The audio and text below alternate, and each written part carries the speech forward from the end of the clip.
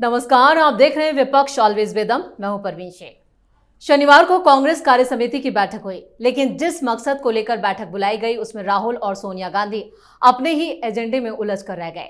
Meeting के बाद party बिखरी हुई नजर आई। कांग्रेस नेता दिग्विजय सिंह ने पार्टी नेतृत्व पर सवाल खड़े कर दिए, संगठन पर निशाना साधा, संगठन में कार्यकारी अध्यक्ष नहीं बना जाने पर नाराजगी जताई। उन्होंने कहा कि पार्टी संगठन को डिसेंट्रलाइज किया जाना चाहिए। इतने तक तो ठीक था, लेकिन जैसे ही उन्होंने पीएम मोदी और आरएसएस की तारीफ में पोस्ट की, कांग्रेस में खलबली मच गई। दिग्विजय सिंह की पोस्ट की टाइमिंग पर कांग्रेस के अंदर भी घमासान मचा है।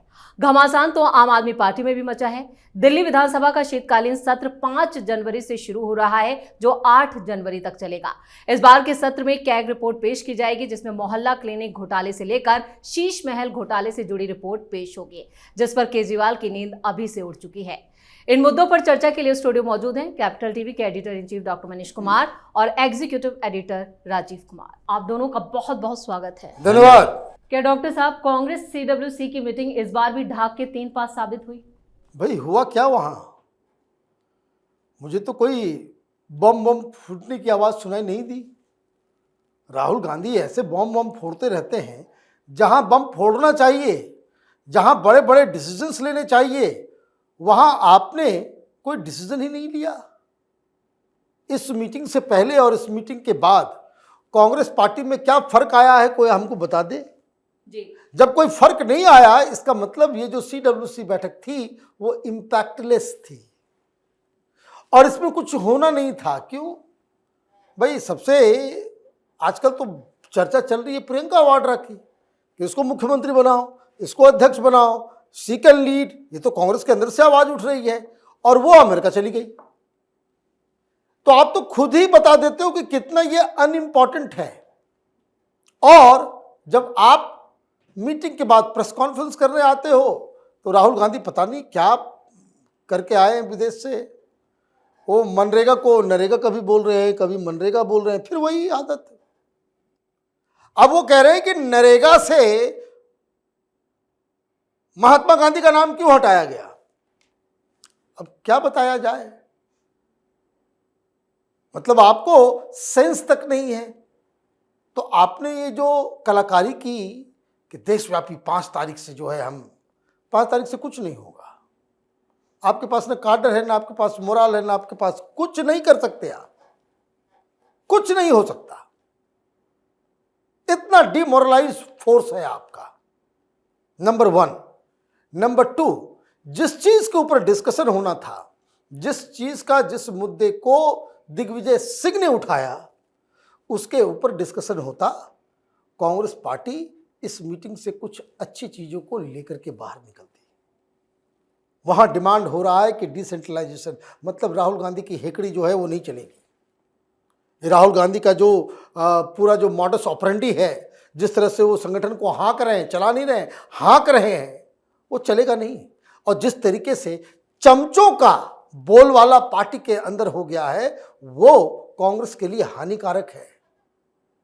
ये सारी चीजें जो उम्रदराज लोग हैं, उनकी बेइज्जती, उनका निरादर, उनको एलिनेट करने की जो नई परंपरा शुरू कर दी, इसलिए फोटो लगाया कि देखिए मुख्यमंत्री आदमी बनता है, प्रधानमंत्री बन जाता है।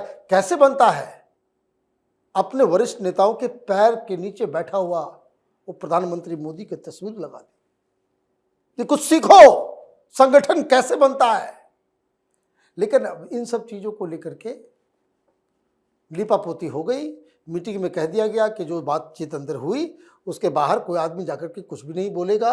1-2 लोगों को बता दिया गया कि आप ही लोग बाइट देंगे, बाकी सारे लोग मीटिंग से निकले और उसके बाद अपने अपने घर चले गए। बिल्कुल। जिस मकसद को लेकर सीडब्ल्यूसी की मीटिंग बुलाई गई, क्या वो उस मकसद में पूरी तरह से फेल रही?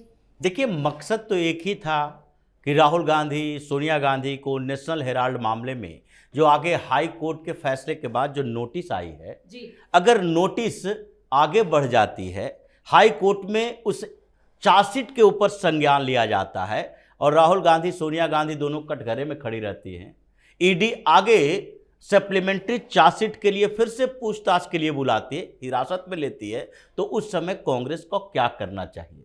आप लोग अपने अपने स्टेट में जाइए और प्रदर्शन की तैयारी कीजिए। ये संगठन बनाने की तैयारी नहीं, प्रदर्शन की तैयारी कीजिए। ये डिस्ट्रक्टिव माइंडसेट है।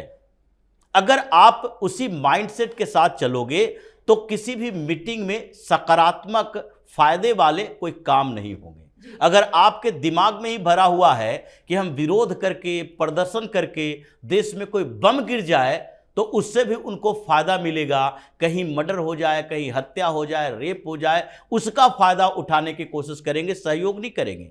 प्रशासन के साथ, शासन के साथ सहयोग करके देश में बेहतर व्यवस्था की बात नहीं करेंगे, बल्कि एक निगेटिव माइंडसेट के साथ आएंगे। ये कांग्रेस की बैठक है, ये महाधिवेशन होता है, कांग्रेस का अधिवेशन होता है, उसका तो आज तक एक भी इम्प्लीमेंटेशन नहीं हुआ। उदयपुर में पिछले बार कांग्रेस की मीटिंग हुई थी और मीटिंग के बाद क्या हुआ, तेलंगाना में मीटिंग हुई। ये सारे मीटिंग में कहा गया युवा नेतृत्व चाहिए, तो युवा होते होते राहुल गांधी आधा से ज़्यादा बुजुर्ग हो गए। अब 2-4 साल में रिटायरमेंट का प्लान आएगा, 55 साल से 60 साल के हो जाएंगे, 60 साल में रिटायरमेंट होता है। और इन्होंने युवा नेतृत्व की बात की थी और पार्टी के सबसे बुजुर्ग नेता जो चल नहीं सकता उसको पार्टी की कमान सौंप दी। ये मल्लिकार्जुन खड़गे को, जो मंच पर जाते हैं तो 5 मिनट के अंदर 5 बात ऐसी बोल देंगे जिसको पता ही नहीं चलेगा कि वो राहुल गांधी का नाम राजीव गांधी ले रहे हैं, प्रियंका वाड्रा की जगह सोनिया गांधी कह रहे हैं, वो कांग्रेस की बात कर रहे हैं या भारतीय जनता पार्टी की बात कर रहे हैं, ये इन्हें पता ही नहीं चलता। उस व्यक्ति को कमान सौंप दी, इसलिए क्योंकि आप वैसे व्यक्ति को चाहते हैं जो आपके पैरों के पास बैठा रहे। दिग्विजय सिंह उसी नेताओं में से एक था, लेकिन मोदी के, प्रधानमंत्री मोदी हो, भारतीय जनता पार्टी हो या फिर संघ का, ये प्रभाव देखिए कि दिग्विजय सिंह जैसा चापलूस और उसके जैसा हिंदू विरोधी नेता को भी जय श्री राम कहने पर मजबूर कर दिया। ये दिग्विजय सिंह, भगवा आतंकवाद गढ़ने वाला दिग्विजय सिंह, ये फोटो मॉर्फ्ड करके, ये फोटो सॉफ्ट करके फोटो लगाता है कि देखो मध्य प्रदेश में कैसे किसी मस्जिद के ऊपर भगवा झंडा लहराया जा रहा है। ये वो व्यक्ति है जो संघ को देशद्रोही कहता है। हर बार नागपुर में तिरंगा क्यों नहीं लहराता, संघ और मोदी के खिलाफ जितना प्रोपेगेंडा हो सकता है करने के लिए तैयार रहता है। वो व्यक्ति आज फोटो दिखा रहा है संघ का, भारतीय जनता पार्टी का, वो जय श्री राम लिख रहा है। ये इंपैक्ट है भारतीय जनता पार्टी, संघ के कोऑर्डिनेशन और अभी सरकार जो चल रही है, क्योंकि दिग्विजय सिंह को तो पता है कि अगले कुछ दिनों के अंदर दिल्ली से भी विदाई हो जाएगी, राज्यसभा सीट मिलेगी नहीं, ये राज्यसभा सीट इसकी जाने वाली है। अब कुछ तलाश कर रहा होगा कि कहीं से कुछ समर्थन मिल जाए। भारतीय जनता पार्टी के कुछ नेताओं ने समर्थन दे दिया कि नहीं ये भी विद्रोही हो गया है। वो खुद ही परिवारवादी लोग हैं, वो खुद ही अपने बेटे को सेट करने के लिए रहता है, वो खुद ही कॉन्स्पिरेसी करके मध्य प्रदेश में कांग्रेस को खत्म किया है। इसीलिए ये सारे लोग जो निगेटिव माइंडसेट के साथ गया था, कांग्रेस के उसी कल्चर का नतीजा है, क्योंकि ये पार्टी देश के लिए मजबूरी रही है, अभी से नहीं हमेशा से। और ये तो वो पार्टी है जिसके पुराने होने की बात करते हैं लोग, जिसके बारे में कहा ही जाता था कांग्रेस का अधिवेशन, ये लोकमान्य बाल गंगाधर तिलक ने कहा था कि जैसे मेढक बरसात में टर टर करते हैं, कांग्रेस के अधिवेशन में ऐसे टर टर करके बाहर आता है और फिर अंग्रेजों की चापलूसी करता है। उसी तरह के कल्चर अभी भी है। इसलिए कांग्रेस का राहुल गांधी, सोनिया गांधी के होते हुए कुछ नहीं हो सकता। नेतृत्व परिवर्तन करना है, डिसेंट्रलाइज करना है, तो कम से कम कांग्रेस के पूरे स्ट्रक्चर में इस परिवार को बाहर करके देखा जाना चाहिए, तभी कुछ अच्छा हो सकता है। नहीं, कांग्रेस की समस्याओं का समाधान नहीं हुआ, लेकिन केजरीवाल की समस्याएं जरूर बढ़ने वाली हैं। 5 जनवरी से दिल्ली विधानसभा का शीतकालीन सत्र शुरू हो रहा है, लेकिन केजरीवाल की अभी से नींद उड़ गई है। देखिए, घोषणा की गई है कि जो बाकी के 5-6 केसेस हैं शायद जी, उसकी सीएजी रिपोर्ट और उसके भ्रष्टाचार के काले कारनामे वो असेंबली में पेश किए जाएंगे, मतलब और भी केस लादा जाएगा। कितना केस हो गया भाई इसके ऊपर। लेकिन एक बात के लिए मैं बड़ा ही उसमें मुझे अच्छा नहीं लग रहा है, ये कितना विलंब क्यों कर रहे हो। इतना विलंब करके आप लोगों की मेमोरी में उन मुद्दों को आप खत्म कर रहे हो। खटाखट खटाखट भाई क्यों देरी हो रहा है। शराब घोटाले में डालो उसको अंदर। देखिए, भ्रष्टाचार तो इसने मन भर किया है जी, सारे रिकॉर्ड इसने तोड़ दिए।